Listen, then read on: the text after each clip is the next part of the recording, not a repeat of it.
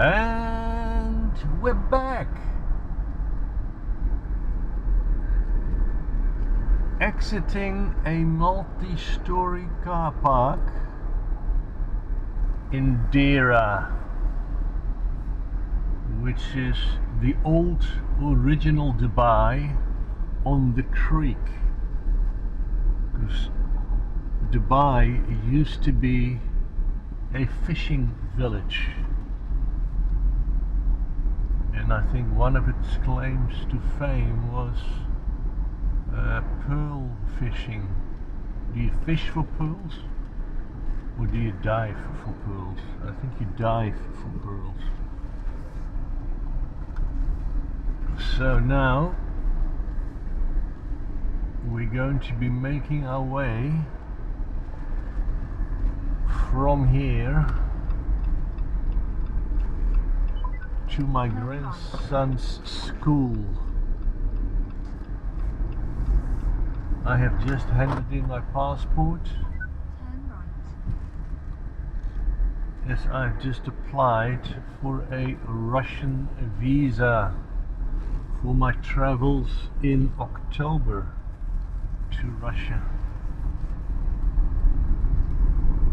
In 200 meters, turn right. We're probably going to be hearing the navigation lady on the background on this video, which can't be helped because although I know this area sort of, I am not known for knowing the quickest, shortest and best routes out of this place. So we're going to be following the navigation. Turn right. Now back to the subject of my video. I often wonder how I have managed to live for 65 years in reasonable health on this planet, considering all the health advice we get today, which I never knew when I was growing up, to be honest with you.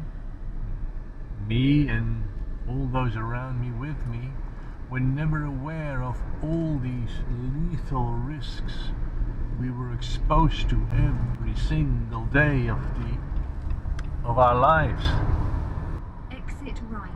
I do remember my mum taught me, wash your hands before every meal and after every time you go to the toilet. Brush your teeth every morning and every night, and you'll be alright. I was never taught to scrub in like I am a surgeon going in for open heart surgery, and I never carried on my person a bottle of disinfectant and wet wipes with antibacterial properties. I didn't even know that stuff existed, to be honest with you. I didn't even have a handkerchief, let alone wet wipes. And if your hands were dirty, you could just spit in them, rub them a little bit and wipe it on the pants. In 200 meters, That should be okay. exit right. Right? If they look clean, they must be clean. So yeah, if you're easily grossed out, then this may not be the video for you. Exit right. Because it's a tale of how I grew up doing gross things and still managing to survive. Hello, I'm Gerrit and I'm a Dutch guy living in Dubai. Right now, driving through Dubai. Speed trap reported ahead. Dubai being in the Middle East, in a country called the United Arab Emirates.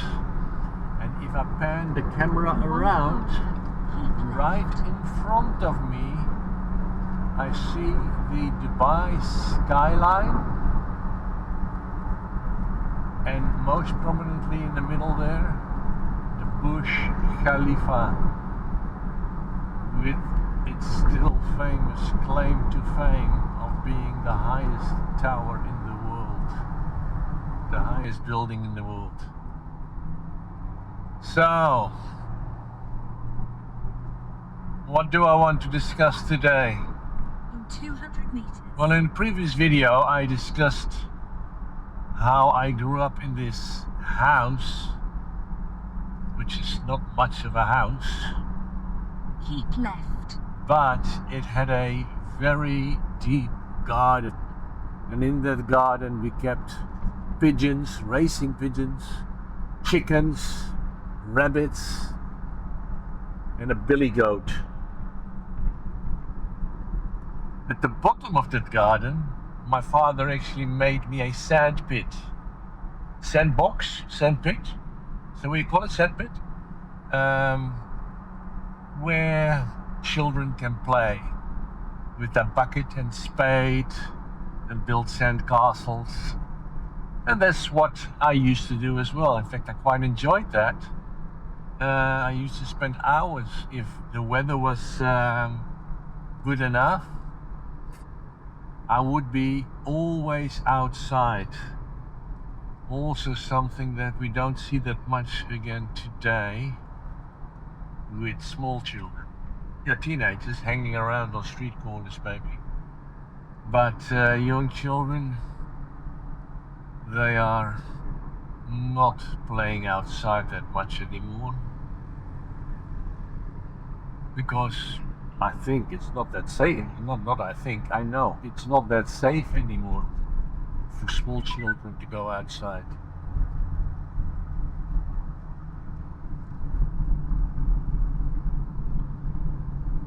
You know, my youth, I was always out in the streets if I wasn't in the garden. And I didn't have a key, but what we used to do is hang a piece of string out of the letterbox, which was actually, in those days, the letterbox was actually inside the door. And on the inside, you would take a piece of rope, a string, attach it to the door lock, In 200 meters, exit right. the latch, and then hang that piece of string out of the letterbox, so that when you pulled the string, you pulled the latch and the door would just open. The ingenuity we had in those days. But can you imagine nowadays leaving your front door open, or alternatively leaving the key in the lock? Because I think the locks have In 800 probably meters, moved on keep beyond left. the phase where you could attach a piece of string to it and pull them open. But just the concept of having your front door unlocked and open to anyone who feels they want to enter at any time, if they please. You know, you may as well hang a sign out the front saying, please come and grab anything you like from my house. I'm not home, but the door is open. In those days, that didn't happen. Now, it might have been helped by the fact that there wasn't much to steal in the first place. If you broke into our house, you probably would have to bring something and leave it behind, because there was nothing to take. Anyway, back to my garden and my sand pit. I used to spend many hours playing in my sand pit. In 200 meters, keep left. And just generally playing in the garden, you know, with the goat and the other animals that were there as well. I need to watch the traffic around me a bit as well, because it's quite busy, and I don't want to be too distracted by talking, thereby not paying any attention on the In traffic, 800 meters, keep right. crashing in the car in front of me.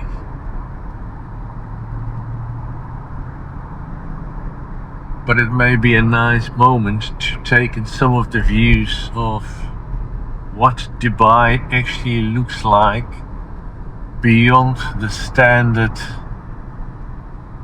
tourist shots we always In see 200 meters, keep right. from the Burj Al Arab and the Burj Khalifa and the Palm Jumeirah photographed from the air. Because if you don't photograph it from the air, it doesn't look like anything. It just looks like roads with apartment blocks on them. So this here is Keep right. an area that you don't normally see so much in the photographs. Right in front of us, there's a pyramid-shaped building, and that is actually a mall. Now, of course, Emirati and expats alike, they love the malls. So we have plenty of malls. So that there is a small mall, but quite nice. It's called Wafi Mall. And Wafi Mall, for reasons I will not pretend to comprehend, but it's got an Egyptian theme to it,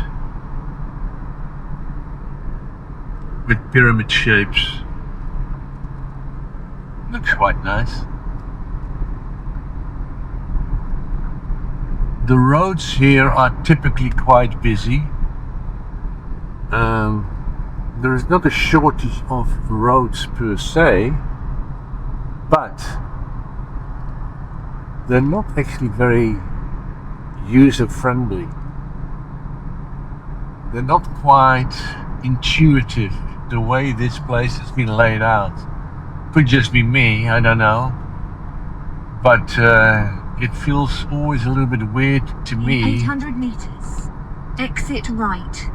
that you have to go straight in the opposite direction, then make a U-turn to come back to go where you actually wanted to go in the first place.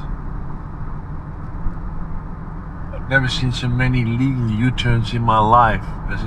Typically a U-turn is illegal. Here, the U-turns are actually by design. The roads are designed with U-turns in them. 200 meters, exit right. And we even have traffic lights with U-turn arrows on the signal. This here is where we find the Dubai Mall. The Dubai Mall being the biggest mall in the world. Everything here needs to be the biggest, the tallest, the fastest, the greatest, the longest. Dubai, the UAE, but Dubai specifically, they like to be the biggest, fastest, in everything.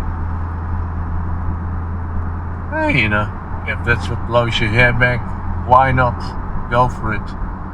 So yeah, we have the Dubai Mall here, and we have the Burj Khalifa, the highest tower in the world, here as well, attached to the biggest mall in the world.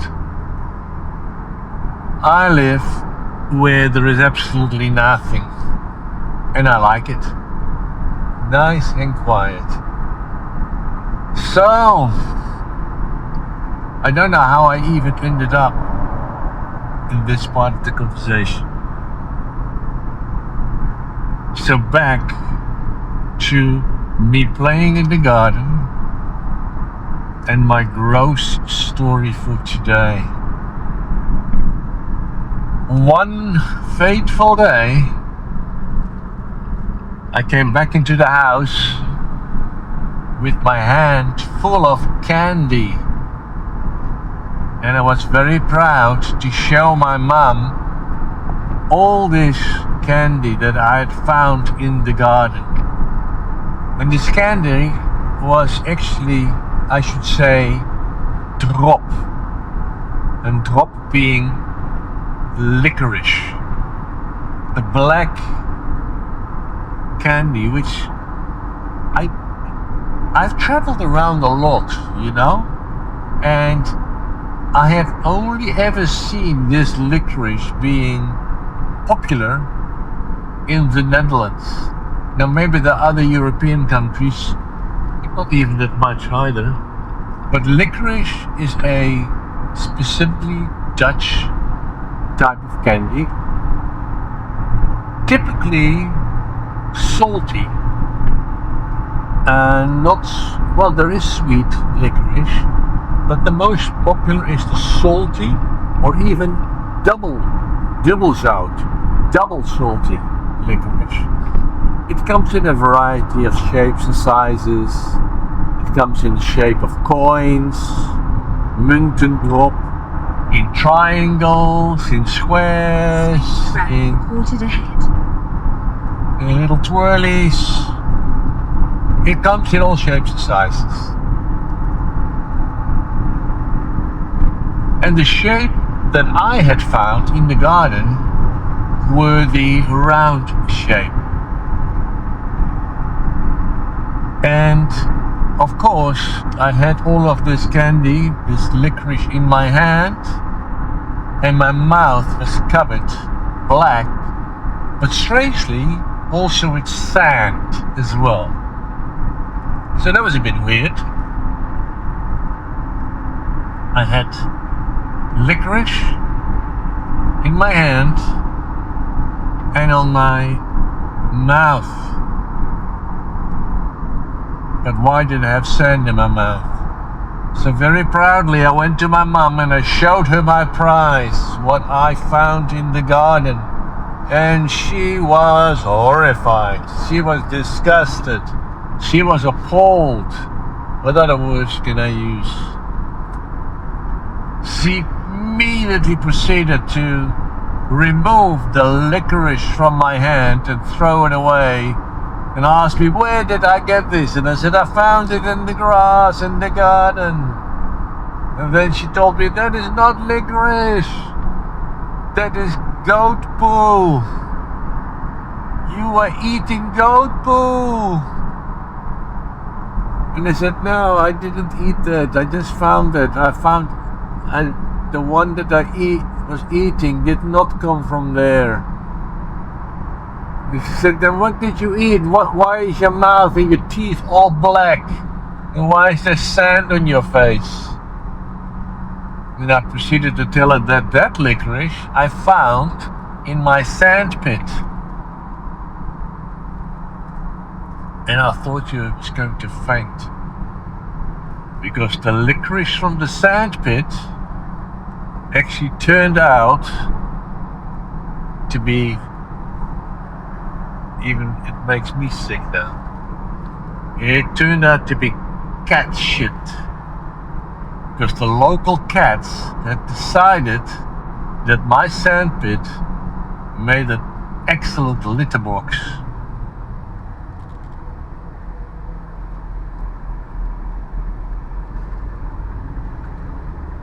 And I had been digging that up and stuffing it in my mouth. So she had to scrub my face, scrub my teeth, wash my mouth out. I think she may have given me milk to drink to settle my stomach just in case. I don't know. I mean, I know that I wasn't taken to hospital to have my stomach pumped. But that was quite gross, eh? And you know what? I survived. I'm still here. I didn't die. I didn't even get sick. I may be been sick a little bit, but certainly not sick enough to go to a hospital or anything. So yeah, that's my story of my secret licorice candy stash. How I found 2 types of licorice in the garden, in the wild, and enjoyed it. I mean, how can I actually have enjoyed eating cat shit? Or maybe if I not enjoyed it, how can I not have been physically sick? Because I definitely ate it. How weird is that, huh? So I told you it was going to be gross. More gross stories coming up, I promise you. This is not the only isolated incident of me growing up. But what it does show is that you can actually grow up without washing your hands every 5 minutes, playing in the dirt, In 1 kilometer, like I believe exit children right. should, and getting your hands dirty as well, and having fun rather than being placed in the corner with an iPad and staying out of harm's way at whatever cost. I actually do not believe that that is a healthy way of growing up. And for a start, we eliminate any level of built-in immunity and resistance to things around us in our environment.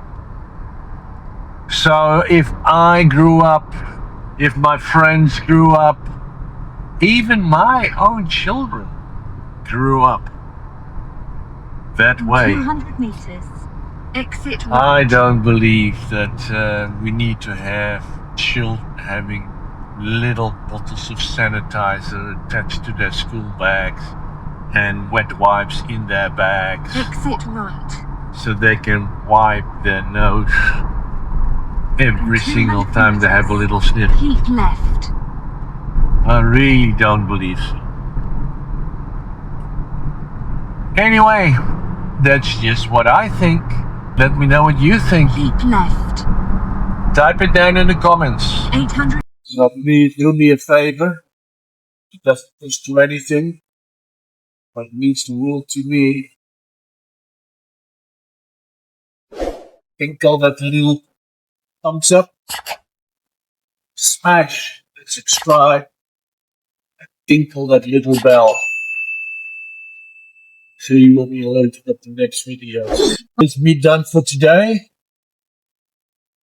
I'll be signing off, saying until the next time, bye bye.